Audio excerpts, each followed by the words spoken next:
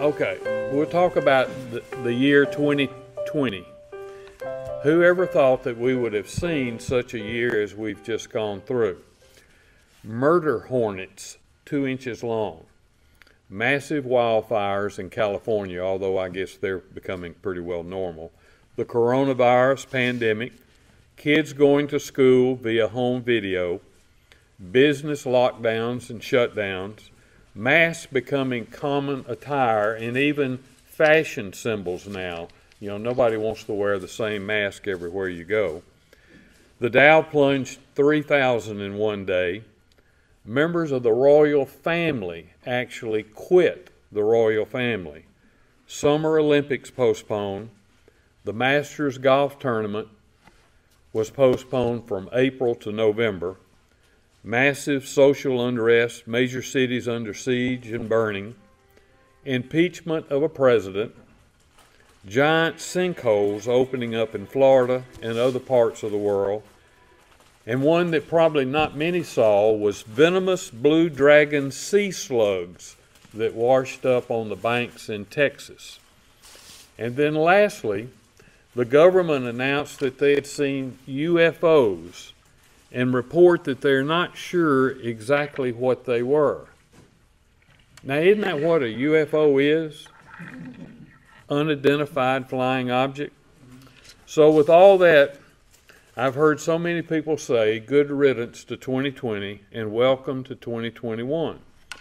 For many of us, emotions have gone up and down like the county fair's roller coaster, from anxiety about the coronavirus, being laid off from work, kids staying home rather than being in school, extreme political feelings. 2020 has been a real stress fest. Through most of this very stressful year, I've learned many things. But what I want to dwell on for the next few minutes are the positive things that we should think about. Most of all, I am very thankful today that I live in Decatur County. What I see in most Decatur County residents is a feeling of faith, caring about, helping their neighbor who might not be as fortunate as we are, and adapting to whatever comes along. So let's just take a few minutes today and talk about more of the positive things rather than those negative things that we have been so accustomed to. Let's start at the interstate at exit 126 and mentally think about as we work back south through the county. Look at the new landscape at exit 126, Love's Truck Stop. Their $18 million investment there, while most of that structure is in Benton County, it has been a tremendous boom to Decatur County. That business has already stirred significant announcements within and development within the county. 172 acres was sold just south of Love's Truck Stop late last year. A developer from Savannah purchased it. No formal announcement's been made, but he discusses having a hotel and a very upscale RV park there, although there is no time frame set. Also, just within this past week, 7 acres north and adjacent to Dottie's Marine has sold to another developer. Again, no particular announcement, but the speculation is, based upon who it is, that it's another name hotel, possibly a fast food restaurant, and maybe a larger gas station fuel stop for interstate travel. No announcement, but those are all within Decatur County. So I think what you're looking at is within 5 years, I think the landscape will be totally different at exit 126. So drive a little bit south from there and come down to 1 mile for the 200 acres that the county has that was purchased a number of years ago for an industrial park. If you remember, the chamber obtained a $100,000 grant for an environmental study last year, working through the county, Mayor Creasy, and that was successful. There were no problems found. We applied for what's called a site development grant and obtained roughly, we were figuring about $500,000. I think it's 498,000 is what it came out to. That is to move a large amount of dirt, clear some trees from about 40 to 50 acres, and build a road down through the middle of it. Then we will have an actual industrial park, or as I see it, primarily more of a distribution point or a distribution park there on just off the interstate. And again, I think once we get that and get a pad-ready site, I believe we'll have something within a relatively short period of time. Drive a little further south, more into the city of Parsons, about 10 miles or so. Our largest manufacturer, Colpack, over the last couple of years has spent a tremendous amount of money with new equipment and some computers, and have increased their employment there. A little further south, but within the same area, the city of Parsons and the Chamber and through the JECD has worked with a Memphis company called Bluff City Box Company, and they've operating now. They purchased a 10,000 square foot building and operating a box factory there, and employment, the last I heard, about 20 employees. After talking with them, with Mayor Bowes, I feel comfortable that relatively short period of time we will see, I think, an expansion with that facility. A block away, Wally Moe, one of our major employers, expanded by building a 6,000 square foot addition to their plant. I think that increases their number of square footage to about 90,000 and increase some employment there. They are a very important part of our community. About a half mile from there, the city of Parsons and the Chamber through the JECD worked with, as you recall, the Dawes building and the Amtrak.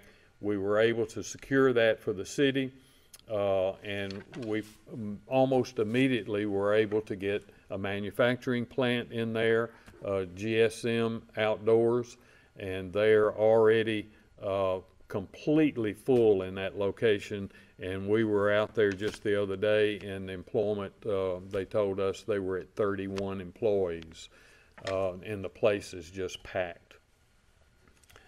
A little further south, but again within the same area, look at UT Martin Parsons Center, headed up by Kelly Deere here as the administrator. Always a shining star within the community, working now, struggling through the coronavirus, but still doing a great job in our community. The Ace Hardware building, they've taken in the Radio Shack or Hallmark area and expanding that into a larger and completely remodeling the inside. And directly across the street from that, I'm sure that you've all seen the new Tractor Supply building that is pretty well complete and scheduled to open sometime in January, right after the first of the year. So the retail area right in that area is really booming. All very positive things as I see it.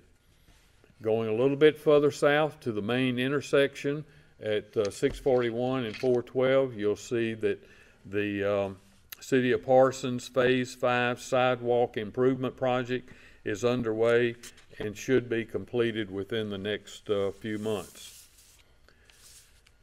Going a little bit further south, you have to mention still, even though it wasn't necessarily brand new, but for all practical purposes, the Ayers Foundation building, even though I think it opened technically last year, it's there and continuing to make some improvements as we see, and a beautiful addition to the to our community.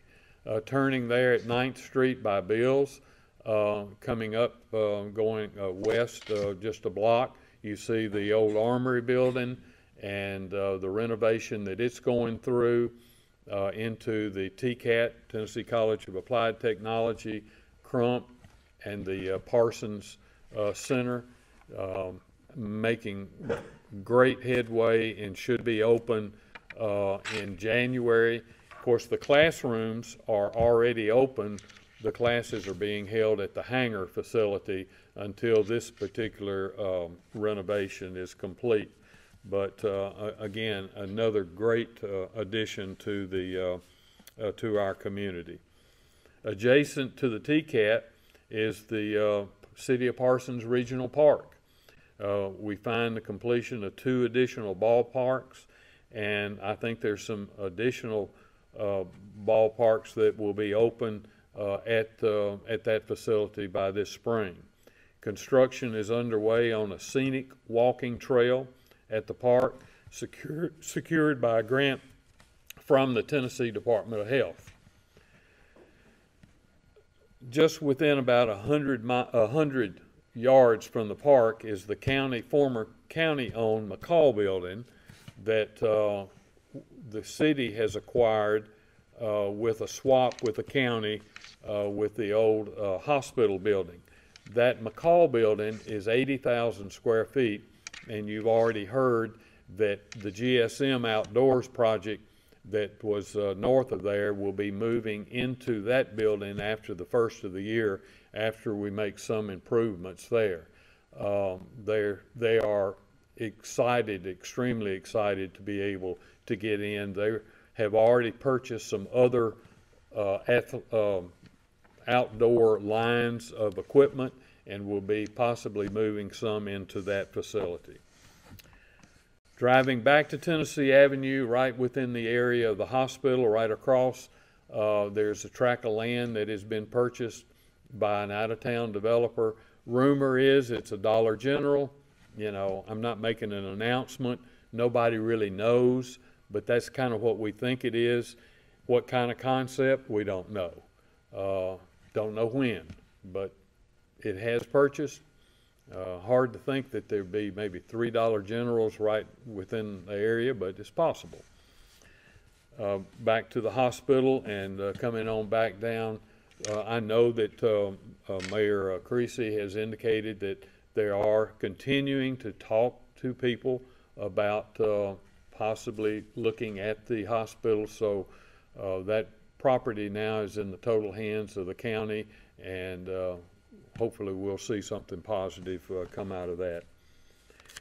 Going a little bit further south, you get to the fairgrounds.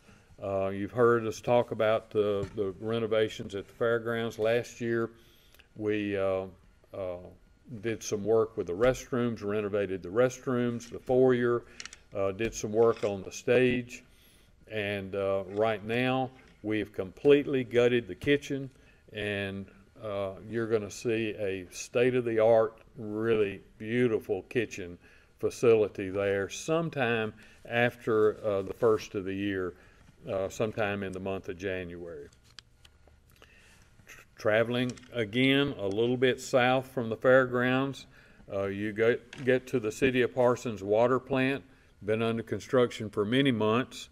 This sediment basins and clear well storage tank project is complete, expanding water capacity in the city in the unlikely event that we have another severe storms like we had in last year. Going a little bit further south, we get to the town of Decaturville. The town of Decaturville has received a designation from the Main Street community by the state of Tennessee. They will get some type of a grant by doing that, and I understand, I don't know whether this is official or not, but I understand that they're looking at doing some improvements to the street lights. From Decaturville, going north east to Beach Bend Park. Beach Bend Park is closed. It's undergoing renovations through a grant and through money from the county. We're doing kind of completion of renovating the pads, concrete or gravel pads, maybe concrete some, fencing, just and Wi-Fi. We'll add Wi-Fi to that park, and that should open back up in probably March. And lastly, I wanted to mention that maybe some of you have seen on TV, if you watch WBBJ. We haven't put it out in Nashville because we just don't have enough money. But we did a couple of through a grant, a couple of videos encouraging shopping in Decatur County. This was a grant through the CARES Act, the Coronavirus Aid, Relief, and Economic Security Act. We were able to get some money, and it had to be used for tourism as it relates to the COVID-19 situation. So you had to be a little bit creative in what we did. So we did some videos, put them out through outlets, trying to encourage surrounding neighbors to come to Parsons to shop for the holidays, rather than going to Jackson and other towns where big boxes. Basically saying that we have a safe environment here, we sterilize and we wear masks, as all of us are doing today. And so if you can go on the Facebook, the Chamber Facebook page and see those, they're very professionally done. There will be some radio advertising also going. It'll be on, as I mentioned, WBBJ and some of the streaming outlets like Hulu and others. And then the newspaper, as I mentioned, radio and newspaper.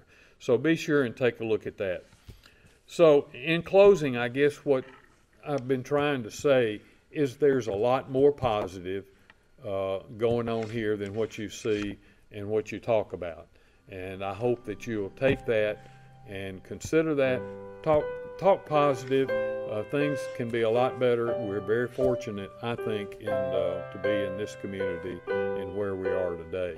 And I'm very proud to live here and be a part of it, and appreciate y'all's opportunity to let me do that.